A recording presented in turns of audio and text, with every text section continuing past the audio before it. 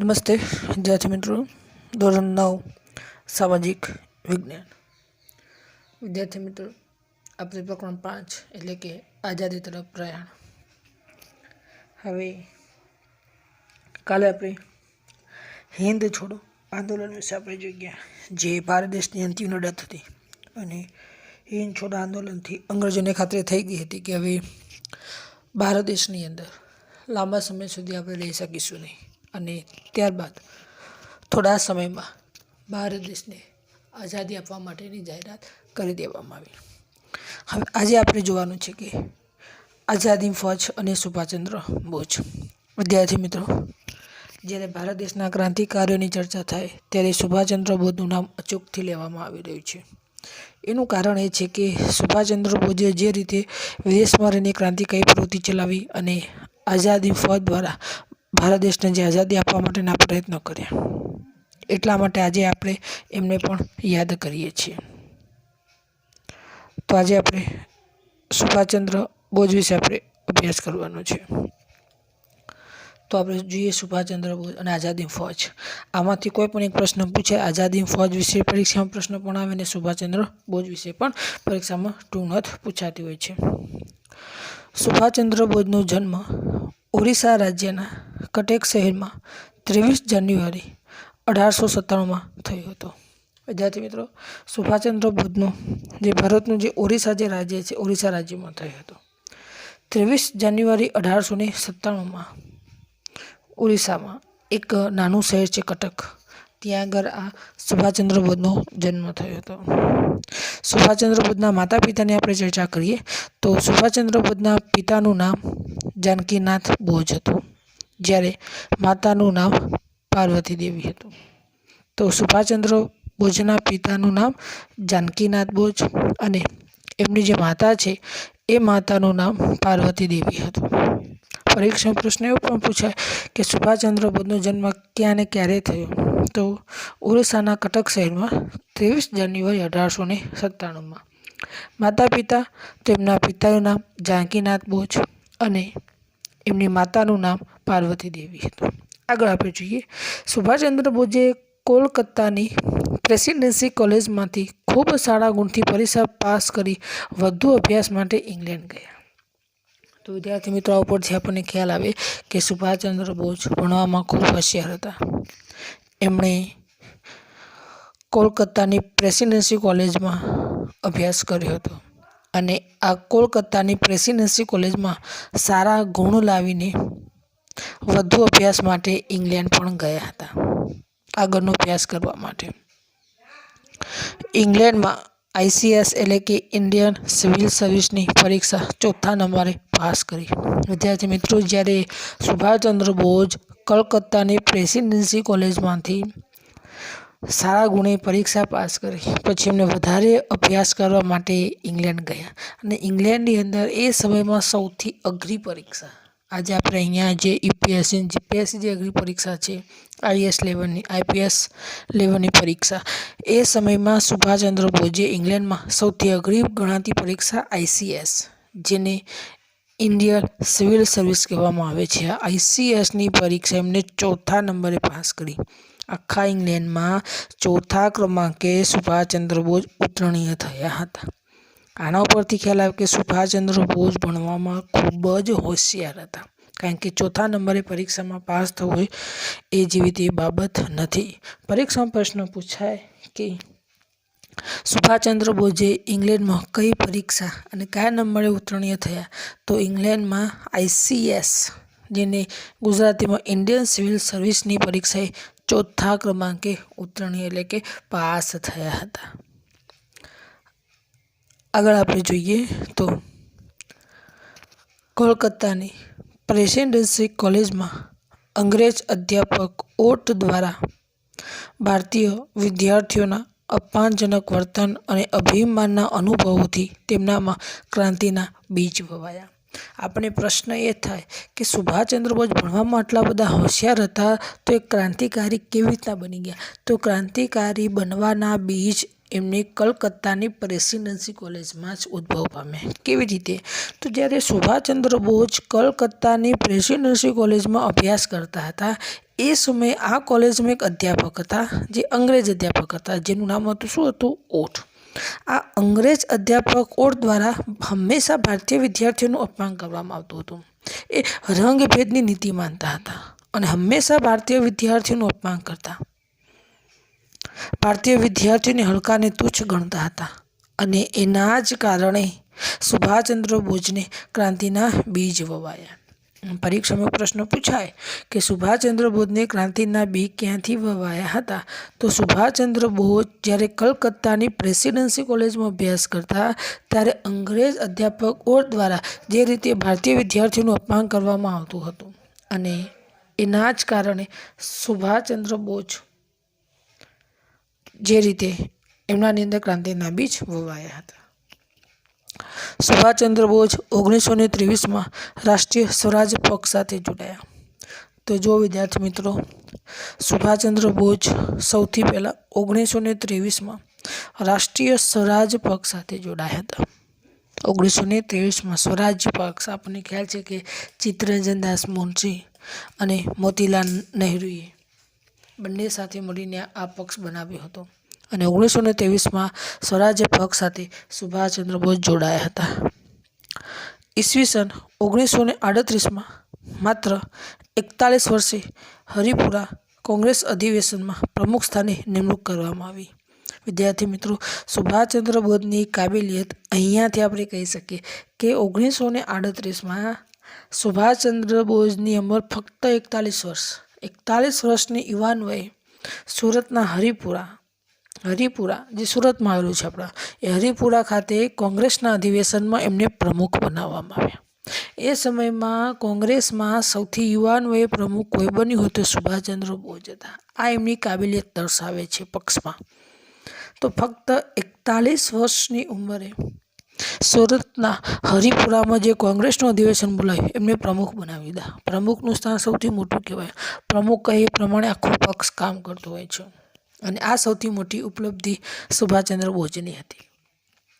સુભાષચંદ્ર બોઝને ગાંધીજી સાથે મતભેદ થતાં તેમણે કોંગ્રેસ છોડી અને ફોરવર્ડ બ્લોક નામના નવા રાજકીય પક્ષની સ્થાપના કરી. વિદ્યાર્થી મિત્રો, જ્યારે સુભાષચંદ્ર બોઝ કોંગ્રેસ સાથે જોડાયેલા હતા પણ કોંગ્રેસમાં જે ગાંધીજી હતા એ ગાંધીજી અને સુભાષચંદ્ર બોઝ વચ્ચે મતભેદો થયા. બંનેની વિચારસરણી અલગ અલગ હતી અને એના જ કારણે સુભાષચંદ્ર બોઝે કોંગ્રેસ પક્ષ છોડી દીધો અને ફોરવર્ડ બ્લોક નામના નવા રાજકીય પક્ષની સ્થાપના કરી. ખાલી જગ્યામાં પ્રશ્ન પૂછાય કે સુભાષચંદ્ર બોઝે કયા નવા પક્ષની સ્થાપના કરી હતી? તો સુભાષચંદ્ર બોઝે ફોરવર્ડ બ્લોક, યાદ રાખજો, ફોરવર્ડ બ્લોક નામના નવા પક્ષની સ્થાપના કરી. સુભાષચંદ્ર બોઝે ફોરવર્ડ બ્લોક નામના નવા પક્ષની સ્થાપના શા માટે કરી? તો સુભાષચંદ્ર બોઝને ગાંધીજી સાથે મતભેદ થતાં એમને કોંગ્રેસ પક્ષ છોડી દીધો અને ફોરવર્ડ બ્લોક નામના નવા પક્ષની એમને સ્થાપના કરી હતી. આગળ આપણે જઈએ. બ્રિટિશરો વિરુદ્ધ જનમત જાગૃત કરવાના આશયથી ઠેર ઠેર પ્રવાસો ખેડ્યા. અંતે હિન્દ સંરક્ષણ ધારા હેઠળ તેમની ધરપકડ કરી કારાવાસમાં પૂરવામાં આવ્યા. તો જ્યારે સુભાષચંદ્ર બોઝે ફોરવર્ડ બ્લોક નામના નવા પક્ષની જ્યારે સ્થાપના કરી અને ત્યારબાદ અંગ્રેજો એટલે કે બ્રિટિશરો વિરુદ્ધ જનમત ભેગો કરવા માટે એટલે કે પ્રજાને જાગૃત કરવા માટે, અંગ્રેજોની અન્યાય નીતિ વિરુદ્ધ જાગૃત કરવા માટે ઠેર ઠેર સુભાષચંદ્ર બોઝે પ્રવાસો ખેડ્યા દરેક જગ્યાએ અને અંતે અંગ્રેજોએ હિન્દ સંરક્ષણ ધારા હેઠળ સુભાષચંદ્ર બોઝની ધરપકડ પણ કરી દીધી. કારણ કે અંગ્રેજો નહોતા ઈચ્છતા કે સુભાષચંદ્ર બોઝ પ્રજાની અંદર જાગૃતતા લાવે અને એટલા માટે હિન્દ સંરક્ષણ ધારા હેઠળ સુભાષચંદ્ર બોઝની ધરપકડ પણ કરી દેવામાં આવી હતી. સુભાષચંદ્ર બોઝની એક રાજકીય કેદી તરીકે તેમની સાથે અયોગ્ય વ્યવહાર થયો, તેથી તેમણે અમરાંત ઉપવાસ કર્યા. વિદ્યાર્થી મિત્રો, આપણે જોઈએ તો સુભાષચંદ્ર બોઝને જ્યારે કારાવાસમાં પૂરવામાં આવ્યા ત્યારે એક રાજકીય કેદી હતા એને, પણ એક રાજકીય કેદી હોવા છતાં પણ એમની સાથે અયોગ્ય વ્યવહાર થતો હતો. જમવામાં બરાબર ચીજ વસ્તુ આપવામાં નહોતી આવતી. ભારતીય કેદીઓને હેરાન કરવામાં આવતા હતા. અત્યાચારો કરવામાં આવતા હતા. આવો અયોગ્ય વ્યવહાર સુભાષચંદ્ર બોઝ સાથે થયો અને એના જ કારણે આ અયોગ્ય વ્યવહારના વિરોધમાં તેઓ અમરનાથ ઉપવાસ ઉપર ઉતર્યા. એમના ઉપર જે અત્યાચારો થયા એના વિરોધમાં અમરનાથ ઉપવાસ ઉપર એ શું થયા? ઉતરી ગયા. આથી તેમની તબિયત લથડતા તેમના જ નિવાસસ્થાનમાં એમને નજરકેદ રાખવામાં આવ્યા. તો જ્યારે સુભાષચંદ્ર બોઝ અમરનાથ ઉપવાસ ઉપર ઉતરી ગયા અંગ્રેજો વિરુદ્ધ અને લાંબા સમય સુધી ઉપવાસ ઉપર રહેવાને કારણે એમની તબિયત લથડી. એમની તબિયત શું થઈ? ખરાબ થઈ અને અંતે એમના જ નિવાસસ્થાન એટલે કે એમના જ મકાનમાં એમને નજરકેદ રાખવામાં આવ્યા. એટલે કે જેલમાંથી નીકાળીને એમના મકાનમાં લઈ જવામાં આવ્યા અને એ મકાને ચારે બાજુથી અંગ્રેજોએ ઘેરી લીધું, જેને નજરકેદ કહેવામાં આવે છે. સુભાષચંદ્ર બોઝ ત્યાંથી પઠાણના છુપાવેશે કોલકાતાથી પેશાવર, કાબુલ, ઈરાન, રશિયા થઈ બર્લિન પહોંચ્યા. વિદ્યાર્થી મિત્રો આપણે જોઈએ તો જ્યારે એમને એમના મકાનમાં નજરકેદ કરવામાં આવ્યા ત્યારબાદ સુભાષચંદ્ર બોઝ ત્યાંથી પઠાણના છુપાવેશે એમને પઠાણનો છુપો વેશ ધારણ કર્યો, કારણ કે અંગ્રેજોના પાસેથી ભાગી જવા માંગતા હતા એટલા માટે એમને પઠાણનો છુપો વેશ લીધો અને ત્યાંથી એ કોલકાતાથી પેશાવર ગયા. પેશાવર પાકિસ્તાનમાં આવ્યું. ત્યાંથી કાબુલ અફઘાનિસ્તાનમાં આવ્યું. કાબુલ ગયા, ત્યાંથી ઈરાન ગયા, ત્યાંથી રશિયા ગયા અને ત્યાં પછી બર્લિન એટલે કે જર્મની પહોંચ્યા.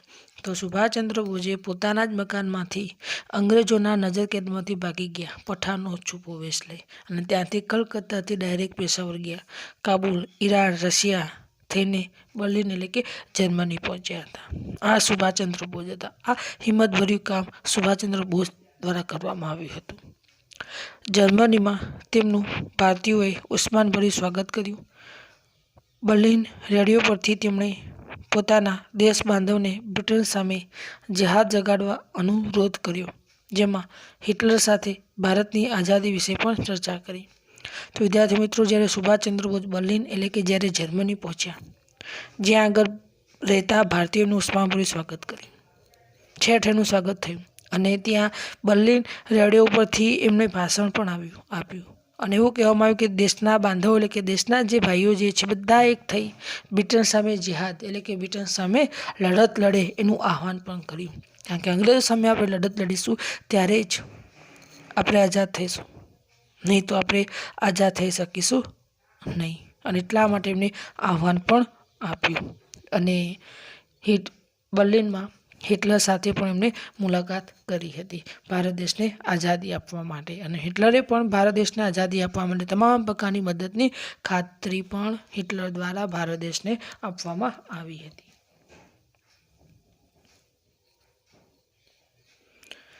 જાપાનમાં હિન્દી ક્રાંતિકારી રાસબિહારી બોઝે બધા મંડળો સાંકળતી એક સંસ્થા ઇન્ડિયન ઇન્ડિપેન્ડન્સ લીગની સ્થાપના કરી અને તેમણે ભારતને આઝાદી આપવા માટે આઝાદી ફૌજ ઊભી કરવાનો નિર્ણય પણ કર્યો. તો બીજી બાજુમાં જાપાનમાં જે હિન્દી ક્રાંતિકારી એટલે કે જે ભારત દેશના જે ક્રાંતિકારી હતા જેમનું નામ હતું રાસબિહારી બોઝ. આ રાસબિહારી બોઝે જુદા જુદા મંડળો ભેગા કર્યા અને ઇન્ડિયન ઇન્ડિપેન્ડન્સ લીગની સ્થાપના કરી. આ ઇન્ડિયન ઇન્ડિપેન્ડન્સ લીગની સ્થાપના કરવા પાછળનો ઇરાદો જ હતો કે ભારત દેશને આઝાદી આપી શકાય અને ત્યાર પછી એમણે એક આઝાદી ફૌજ ઊભી કરવાનો પણ નિર્ણય લીધો અને આ જે આઝાદી ફૌજ જે છે એ દેશને આઝાદી આપવા માટે શું લડશે? અંગ્રેજો વિરુદ્ધ લડત લડશે. તો રાસબિહારી બોઝની મદદથી ઇન્ડિયન ઇન્ડિપેન્ડન્સ લીગની પણ સ્થાપના થઈ અને ત્યાર પછી એમણે આઝાદી ફૌજની પણ ઊભી કરેલી આપણને જોવા મળી રહી છે. અંગ્રેજોની કડક સુરક્ષા ભેદીને સુભાષચંદ્ર બોઝ સબમરીન દ્વારા જાપાન પહોંચ્યા. તો ત્યારબાદ સુભાષચંદ્ર જે બોઝ જે છે એ બોઝ બર્લિન એટલે કે જર્મનીથી સબમરીન દ્વારા સુભાષચંદ્ર બોઝ જાપાન પહોંચ્યા. તમે જો આ દરેક કાર્ય અંગ્રેજોથી છુપાઈને કરવાનું હતું. હવે એક દેશમાંથી બીજા દેશમાં જવું એ નાની અમથી વાત નથી, એ હિંમતભર્યું કામ છે અને એટલા માટે કડક સુરક્ષા ભેદીને કારણ કે અંગ્રેજો સુભાષચંદ્ર બોઝને પકડવા માંગતા હતા અને એમના બચતા સુભાષચંદ્ર બોઝ બર્લિનથી સબમરીન દ્વારા જાપાન ગયા. પરીક્ષામાં પ્રશ્ન પૂછાય કે સુભાષચંદ્ર બોઝ બર્લિનથી જાપાન શામાં ગયા? સબમરીન દ્વારા જાપાનમાં પહોંચ્યા હતા. સબમરીન દ્વારા આપણને ખ્યાલ છે કે સબમરીન સમુદ્રની નીચે ચાલે, પાણીની અંદર ચાલીને શું કહેવામાં આવે છે? સબમરીન કહેવામાં આવે છે. અહીં રાસબિહારી બોઝે ઇન્ડિયન ઇન્ડિપેન્ડન્સ લીગની નેતાગીરી સુભાષચંદ્ર બોઝને સોંપી.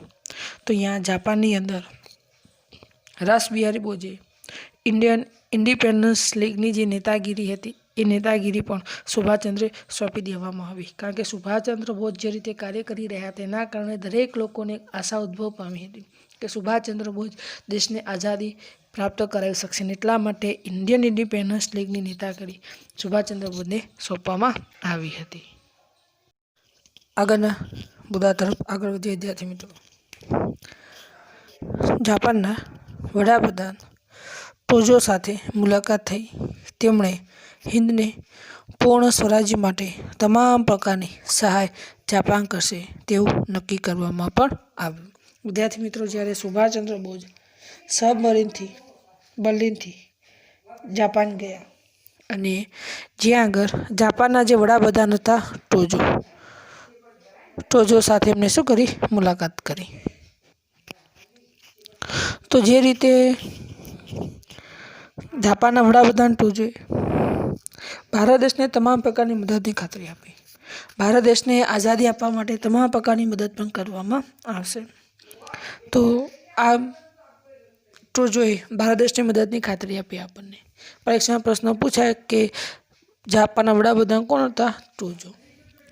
જાપાન લશ્કર હિંદમાં આગળ વધે તેમ કામચલાઉ સરકાર ત્યાં રચીને તેનો વહીવટ તેમને સોંપશે અને જાપાન તેને માન્યતા પણ આપશે. તો વિદ્યાર્થી મિત્રો, જ્યારે જાપાનના વડાપ્રધાન ટોજોએ તો આપણને ત્યાં સુધી કહ્યું કે જાપાનનું લશ્કર હિંદમાં એટલે કે ભારતમાં જેમ જેમ આગળ વધશે તેમ ત્યાં આગળ કામચલાઉ સરકાર રચીને એનો તમામ પ્રકારનો જે વહીવટ છે એ વહીવટ સુભાષચંદ્ર બોઝને સોંપી દેવામાં આવશે. આ રીતે જાપાને આપણને તમામ પ્રકારની મદદની ખાતરી આપણને જાપાનના વડાપ્રધાન ટોજો દ્વારા પ્રાપ્ત થઈ હતી. વિદ્યાર્થી મિત્રો, એ પણ બાબત ધ્યાનમાં રાખવા જેવું છે કે સુભાષચંદ્ર બોઝ એવા દેશોમાં પ્રવાસ કર્યો કે જે અંગ્રેજોના દુશ્મન હતા. જાપાન લશ્કર હિતમાં આગળ વધે તેમ કામચલાઉ સરકાર ત્યાં રચીને વહીવટ આપવાની ખાતરી આજે આપણને આ જાપાનના વડાપ્રધાન ટોજોએ આપી હતી. સુભાષચંદ્ર બોઝ જાપાનથી 3 જુલાઈ 1943ના રોજ સિંગાપુર ગયા. તો સુભાષચંદ્ર બોઝ જે છે એ બોઝ જાપાનથી સિંગાપુર ગયા અને સિંગાપુરમાં 4 જુલાઈ 1943ના રોજ ઇન્ડિયન ઇન્ડિપેન્ડન્સના પ્રમુખ પણ બનાવવામાં આવ્યા. તો વિદ્યાર્થી મિત્રો, આપણે જોઈએ તો જે રીતે સુભાષચંદ્ર બોઝ જાપાનમાં વડાપ્રધાન ટોજો સાથે મુલાકાત કરી, જાપાનથી 3 જુલાઈ 1943ના રોજ સિંગાપુર પહોંચી ગયા અને સિંગાપુરમાં પણ 4 જુલાઈ 1943ના રોજ ઇન્ડિયન ઇન્ડિપેન્ડન્સના પ્રમુખ પણ સુભાષચંદ્ર બોઝને બનાવવામાં આવ્યા. આપણને ખ્યાલ છે કે ઇન્ડિયન ઇન્ડિપેન્ડન્સ લીગની સ્થાપના રાસબિહારી બોઝે કરી હતી અને સુભાષચંદ્ર બોઝ જ્યારે સિંગાપુર પહોંચ્યા ત્યારે આ ઇન્ડિયન ઇન્ડિપેન્ડન્સના પ્રમુખ પણ બનાવી દીધા 4 જુલાઈ 1943ના રોજ. ત્યારબાદ રાસબિહારી બોઝે આઝાદી ફૌજના વડા તરીકે નિવૃત્ત લઈ સુભાષચંદ્ર બોઝને આઝાદી ફૌજના વડા બનાવ્યા. તો વિદ્યાર્થી મિત્રો, આપણે જોઈએ તો જે રાસબિહારી બોઝ હતા એમણે આઝાદી ફૌજના વડા તરીકે નિવૃત્તિ લઈ લીધી અને ત્યારબાદ સુભાષચંદ્ર બોઝને આઝાદી ફૌજના વડા પણ બનાવી દીધા. તો જે રાસબિહારી બોઝ જે છે એ આઝાદી ફૌજના વડા હતા, પણ એમણે સ્વેચ્છાએ નિવૃત્તિ લઈ લીધી અને એમણે નિવૃત્તિ લઈને સુભાષચંદ્ર બોઝને આઝાદી ફૌજના બનાવી દેવામાં આવ્યા અને આમ સુભાષચંદ્ર બોઝને આઝાદી ફૌજનું પણ નેતૃત્વ શું થયું હતું? પ્રાપ્ત થયું હતું. આગળ આપણે જોઈએ, ત્યારથી સુભાષચંદ્ર બોઝને નેતાજીનું હુલામણું નામ પણ આપવામાં આવ્યું. વિદ્યાર્થી મિત્રો, જે સુભાષચંદ્ર બોઝ જે છે એમનું એક હુલામણું નામ પણ હતું અને એ હુલામણું નામ હતું નેતાજી. સુભાષચંદ્ર બોઝને નેતાજીના હુલામણા નામથી ઓળખવામાં આવતા હતા.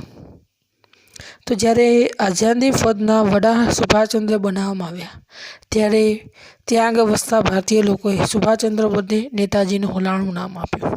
પરીક્ષામાં આ પણ પૂછાતું હોય છે કે સુભાષચંદ્ર બોઝનું હુલામણું નામ કયું છે? તો સુભાષચંદ્ર બોઝનું હુલામણું નામ છે નેતાજી. સુભાષચંદ્ર બોઝે સૈનિકોને ચલો દિલ્હી, જય હિન્દ અને તુમ મુझे खून दो मैं तुम्हें આઝાદી દૂંગા જેવા સૂત્રો પણ આપ્યા. તો જ્યારે સુભાષચંદ્ર બોઝને આઝાદી ફૌજના વડા બનાવવામાં આવ્યા અને ત્યારબાદ સુભાષચંદ્ર બોઝે આઝાદી ફૌજના જે સૈનિકો હતા એ સૈનિકોને ચલો દિલ્હી, જય હિન્દ અને તુમ મુझे खून दो मैं तुम्हें આઝાદી દૂંગા જેવા સૂત્રો સુભાષચંદ્ર બોઝે આઝાદી ફૌજના જે સૈનિકો હતા એ સૈનિકોને આપેલા આપણને જોવા મળી રહ્યા છે. પરીક્ષામાં એક પ્રશ્ન આવો પણ વારંવાર પૂછાય છે કે સુભાષચંદ્ર બોઝે કયા કયા સૂત્રો આપ્યા હતા? ચલો દિલ્હી, જય હિન્દ, તો મુझे खून दो मैं तुझे આઝાદી દૂંગા જેવા સૂત્રો સુભાષચંદ્ર બોઝે આપ્યા હતા. આગળ આપણે જોઈએ, સુભાષચંદ્ર બોઝે દક્ષિણ પૂર્વ એશિયાના દેશોનો પ્રવાસ કરી ત્યાંના ભારતીયો પાસે માતૃભૂમિની સ્વતંત્રતા માટે પોતાનું સર્વસ્વ બલિદાન આપવાની માંગણી કરી. વિદ્યાર્થી મિત્રો, જ્યારે સુભાષચંદ્ર બોઝે આઝાદી ફૌજના સૈનિકોને જે રીતે સૂત્રો આપ્યા, જય હિન્દ, ચલો દિલ્હી, તો મુझे खून दो मैं तुझे આઝાદી દૂંગા વગેરે જેવા સૂત્રો પણ આપ્યા. ત્યારબાદ સુભાષચંદ્ર બોઝ દક્ષિણ પૂર્વ એશિયાના દેશોનો પ્રવાસ કર્યો અને પ્રવાસ કરીને ત્યાં આગળ જે ભારતીય લોકો જે વસતા હતા એ લોકો પાસે પોતાની માતૃભૂમિ એટલે કે ભારત દેશને આઝાદી આપવા માટે પોતાના સર્વસ્વનું બલિદાન આપવાની પણ માગણી કરી. તો દક્ષિણ પૂર્વમાં જે ભારતના લોકો વસતા તેમને કહેવામાં આવ્યું કે ભારત દેશને આઝાદી આપવા માટે પોતાના સર્વસ્વનું બલિદાન આપો, પોતાના તન મન ધનને ન્યોછાવર કરો અને દેશને આઝાદી આપો. આગળ આપણે જોઈએ, સુભાષચંદ્ર બોઝે કામચલાઉ સરકારની રચના કરી જેમાં તેઓ વડાપ્રધાન અને લશ્કરના સર્વોચ્ચ વડા પણ બન્યા. તો વિદ્યાર્થી મિત્રો, સુભાષચંદ્ર બોઝ કામચલાઉ સરકારની એમની રચના કરી હતી અને આ કામચલાઉ સરકારના તેઓ વડાપ્રધાન પણ તેઓ બની ગયા હતા અને લશ્કરના સર્વોચ્ચ વડા પણ સુભાષચંદ્ર બોઝ ખુદ બની ગયા હતા. તો એક બાબત યાદ રાખજો ખાસ, કામચલાઉ સરકારની રચના કોણે કરી હતી? તો સુભાષચંદ્ર બોઝે. એમણે જ કામચલાઉ સરકારની રચના કરી અને સાથે સાથે આ કામચલાઉ સરકારના તેઓ વડાપ્રધાન પણ બની ગયા અને જે લશ્કર હતું લશ્કરના સર્વોચ્ચ વડા પણ સુભાષચંદ્ર બોઝ બની ગયા હતા. આગળ આપણે જોઈએ, આ કામચલાઉ સરકારને જાપાન, ચીન, ઇટાલી, બર્મા દેશોએ માન્યતા પણ આપી હતી. તો વિદ્યાર્થી મિત્રો, જે રીતે સુભાષચંદ્ર બોઝે કામચલાઉ સરકારની જે તે સ્થાપના કરી ત્યારબાદ કેટલાક દેશોએ આ કામચલાઉ સરકારને મંજૂરી પણ આપી હતી. ખાસ કરીને જાપાન છે, ચીન, ઇટાલી, બર્મા વગેરે જેવા દેશોએ આ કામચલાઉ સરકારને માન્યતા પણ આપી હતી અને તમામ પ્રકારની મદદની ખાતરી પણ આ દેશોએ કામચલાઉ સરકારને સોંપી દીધી હતી.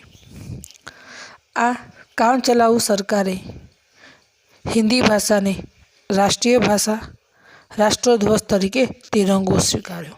તો વિદ્યાર્થી મિત્રો, જે રીતે સુભાષચંદ્ર બોઝે કામચલાઉ સરકારની સ્થાપના કરી ત્યારબાદ હિન્દી ભાષાને રાષ્ટ્રીય ભાષા તરીકે સ્વીકારી. આજે પણ આપણા ભારત દેશની રાષ્ટ્રીય ભાષા હિન્દી જ છે. એ સમયમાં પણ સુભાષચંદ્ર બોઝની જે કામચલાઉ જે સરકાર હતી એમાં પણ રાષ્ટ્રીય ભાષા તરીકે હિન્દીને સ્વીકારી અને રાષ્ટ્રધ્વજ તરીકે તિરંગો સ્વીકારવામાં આવ્યો હતો. એક એવું પણ પરીક્ષામાં પ્રશ્ન પૂછાતો, યાદ રાખવાનું કે કામચલાઉ સરકારે રાષ્ટ્રીય ભાષા તરીકે કઈ ભાષાને સ્વીકારી અને રાષ્ટ્રધ્વજ તરીકે કોણે સ્વીકાર્યો? તો કામચલાઉ સરકારે હિન્દી ભાષાને રાષ્ટ્રીય ભાષા અને રાષ્ટ્રધ્વજ તરીકે તિરંગો શું કર્યો હતો? સ્વીકારેલો જોવા મળી રહ્યો છે. આગળ આપણે જોઈએ તો નેતાજીએ 1943માં અંદમાન નિકોબાર ટાપુઓની મુલાકાત લઈ ટાપુઓને શહીદ અને શહીદ અને સ્વરાજ્ય નામ આપ્યા હતા। વિદ્યાર્થી મિત્રો, સુભાષચંદ્ર બોઝે ભારત દેશના જે 2 ટાપુઓ છે અંદમાન અને નિકોબાર, બંને ટાપુઓની મુલાકાત લીધી અને આ બંને ટાપુઓની મુલાકાત લઈને એમણે આ ટાપુઓના નામ શહીદ અને સ્વરાજ્ય એવા નામ પણ આપ્યા હતા। તો યાદ રાખજો। તો 1943માં સુભાષચંદ્ર બોઝે અંદમાન અને નિકોબાર ટાપુની મુલાકાત લીધી હતી અને ત્યારબાદ આ ટાપુઓના નામ આપ્યા શહીદ અને સ્વરાજ્ય। પરીક્ષામાં પ્રશ્ન પૂછાશે કે સુભાષચંદ્ર બોઝે અંદમાન અને નિકોબાર ટાપુઓના કયા કયા નામ આપ્યા હતા? તો સુભાષચંદ્ર બોઝે અંદમાન નિકોબાર ટાપુઓના નામ આપ્યા હતા શહીદ અને સ્વરાજ્ય। યાદ રાખવા જેવું છે આ શહીદ અને સ્વરાજ્ય આવા નામ સુભાષચંદ્ર બોઝે અંદમાન નિકોબાર ટાપુના આપ્યા હતા। નેતાજીના નેતૃત્વ હેઠળના સૈન્યની ટુકડીએ રંગૂન, પ્રોમ, કોહિમા વગેરે પ્રદેશો કબજા કર્યા, ઇમ્ફાલ પણ જીતી લીધું। તો જે રીતે સુભાષચંદ્ર બોઝની જે આઝાદી ફૌજ હતી, જે લશ્કરી ટુકડી હતી, તેને ભારત દેશ ઉપર આક્રમણ કર્યું, ભારત દેશને આઝાદી આપવા માટે, એટલે કે અંગ્રેજો સામે આક્રમણ કર્યું અને જેમણે રંગૂન, પ્રોમ, કોહિમા અને ઇમ્ફાલ જેવા પ્રદેશો પણ જીતી લીધા હતા। પરીક્ષામાં પ્રશ્ન પૂછાય કે આઝાદ હિન્દ ફૌજે કયા કયા પ્રદેશો જીતી લીધા હતા? તો આઝાદી ફૌજે, યાદ રાખવા જોઈએ, પરીક્ષામાં વારંવાર પૂછાય છે। તો રંગૂન, પ્રોમ, કોહિમા અને ઇમ્ફાલ જેવા જે પ્રદેશો જે છે એ સુભાષચંદ્ર બોઝની આઝાદી ફૌજે જીતી લીધેલા આપણને જોવા મળી રહ્યા છે। પરંતુ બીજા વિશ્વયુદ્ધના આ સમયગાળા દરમિયાન અમેરિકાએ બ્રિટન તરફે યુદ્ધમાં ઝંપલાવ્યું અને જાપાનના નાગાસાકી અને હિરોશીમા શહેરો ઉપર અણુબોમ્બ નાખ્યો, તેથી જાપાને શરણાગતિ સ્વીકારી। વિદ્યાર્થી મિત્રો, આ સમયમાં આઝાદી ફૌજની તમામ પ્રકારની મદદ કરવાનું કામ જાપાન કરતું હતું, પરંતુ એ સમયે બીજા વિશ્વયુદ્ધની શરૂઆત થઈ ગઈ હતી અને આ બીજા વિશ્વયુદ્ધના સમયગાળા દરમિયાન જે અમેરિકા હતું એ અમેરિકા બ્રિટન પક્ષે જોડાયું। આપણે ભણી જ ગયેલા છીએ પ્રથમ વિશ્વયુદ્ધ અને બીજા વિશ્વયુદ્ધ સમયની અંદર।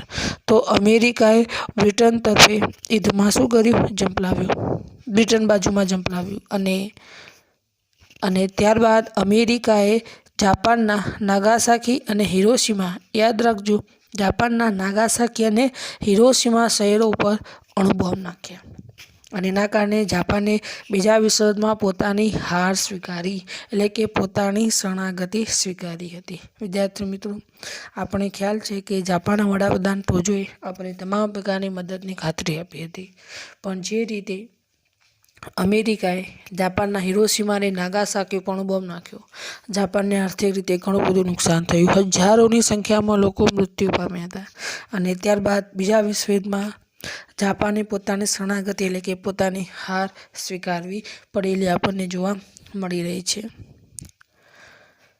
આથી નેતાજીને આઝાદી ફૌજને મળતી જાપાની સહાય બંધ થઈ ગઈ।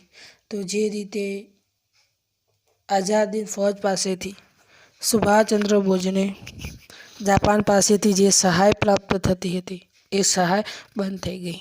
આપણને ખ્યાલ છે કે જે રીતે જાપાનને આર્થિક રીતે ઘણું નુકસાન થયું, બીજા વિશ્વયુદ્ધમાં જાપાનનો પરાજય થયો અને જે નેતાજીને અને આઝાદી ફૌજને જે સહાય મળતી હતી સહાય મળવાનું બંધ થઈ ગયું, કારણ કે હથિયારો છે, સૈનિકો છે, તમામ પ્રકારની મદદ આપણને જાપાન પાસેથી જ આપણને શું થતી હતી? પ્રાપ્ત થતી હતી। એટલા માટે આગળ આપણે જોઈએ, બીજી બાજુ બ્રિટને હવાઈ જહાજોની આઝાદી ફૌજ ઉપર બોમ્બમારો કર્યો, આથી આઝાદી ફૌજને પીછેહટ કરવી પડી।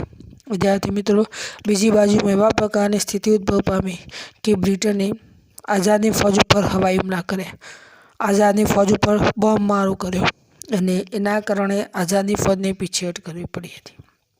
અંગ્રેજોને ખ્યાલ આવી ગયો કે આઝાદી ફૌજ આવી પહોંચી છે, એટલા માટે જહાજો, એટલે કે હવાઈ જહાજો, એટલે કે વિમાન દ્વારા આઝાદી ફૌજ ઉપર બોમ્બ નાખવામાં આવ્યા એના કારણે આઝાદી ફૌજને પીછેહટ કરવી પડી હતી. આથી સુભાષચંદ્ર બોઝ ફોર્મોસાના ટાપુના તાઇપાઈ વિમાન મથકે પહોંચ્યા, પણ વિમાન અકસ્માતમાં 18 ઓગસ્ટ 1945માં તેમનું અવસાન થયું. તો જે રીતે આઝાદી ફૌજને પીછેહટ કરવી પડી, ત્યારબાદ સુભાષચંદ્ર બોઝ ફોર્મોસાના ટાપુ તાઇપાઈ વિમાન મથકે પહોંચ્યા અને વિમાનમાં બેઠા. ત્યારબાદ વિમાનની અંદર અચાનક વિમાનનું અકસ્માત થયું, આગ લાગી અને જેમાં 18 ઓગસ્ટ 1945માં સુભાષચંદ્ર બોઝનું અવસાન થયું હતું. પરીક્ષામાં પ્રશ્ન પૂછાય કે સુભાષચંદ્ર બોઝનું અવસાન કેવી રીતના થયું હતું?